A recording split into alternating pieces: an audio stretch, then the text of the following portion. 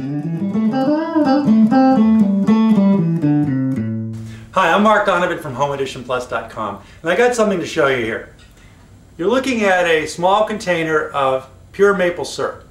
I'm in the process of tapping maple trees this year, and I'm going to show you the process of actually tapping the trees, and in subsequent videos I'll show you how to actually boil off the sap and to make the syrup. Before I go outside, I just want to let you know that I'm using 1-gallon milk jugs where I basically cut out a whole area for the top for the spout to drip the sap into the bucket, and I've got a little hole here on the side for hanging the bucket off of the tree. Yes, you can use 3-gallon buckets that you can purchase for $4 or $5, but these 1-gallon milk jugs work well as long as you're willing to empty the container typically every day when the sap is flowing. So here you're looking at a standard 3-gallon bucket with a cover on it and a metal spile. I marked the tree back this past summer and just put this on a couple of weeks ago in early February, and if we're lucky during a good sap day we may get about a half gallon to a gallon a day when the sap is really flowing. This whole setup would cost you around $10 to buy the spile, the lid, and the bucket.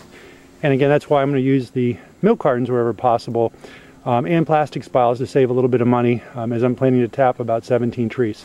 So this is a maple. You can basically tap almost any type of maple out there. You have black maples, silver maples, sugar maples, red maples. Anyone's capable of producing maple sap that you can boil off to make maple syrup. You'd like to have them at least 1 foot in diameter, preferably more. If they're a couple of feet in diameter, you can usually put a couple buckets off of them. In this case, with this tree, we're going to put just 1 bucket. I'm using a plastic spile.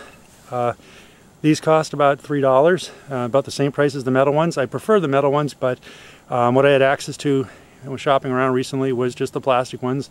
So we're going to try them out, and we'll show you how to install them. Basically, we're going to use a 5/16 inch bit and drill into the tree about 2 to 2.5 inches, and then tap this into the tree. So you want to tap the tree approximately 2 to 4 feet off the ground.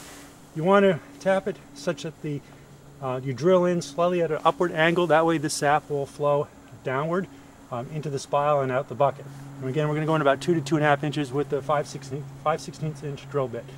On other types of spiles, you may need a 7/16 inch drill bit. Another thing you want to do is you want to really make sure the hole is clean.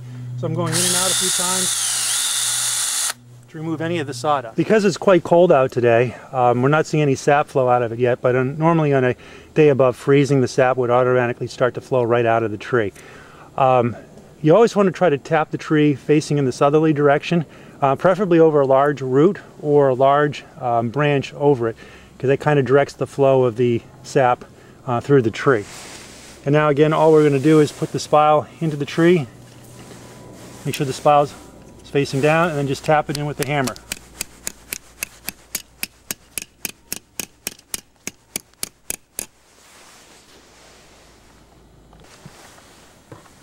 Now all that's left is to put the milk jug container on it. Again, I have a small hole hanging on the loop.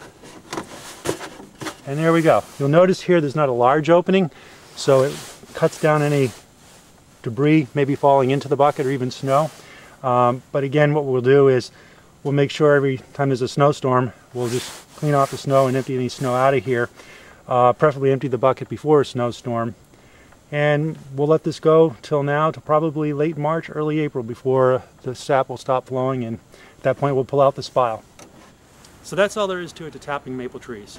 Stay tuned for future videos on this, and we'll show you how to actually collect the sap, boil it down, and make real maple syrup. Also, if you have home improvement questions, visit us at HomeEditionPlus.com today.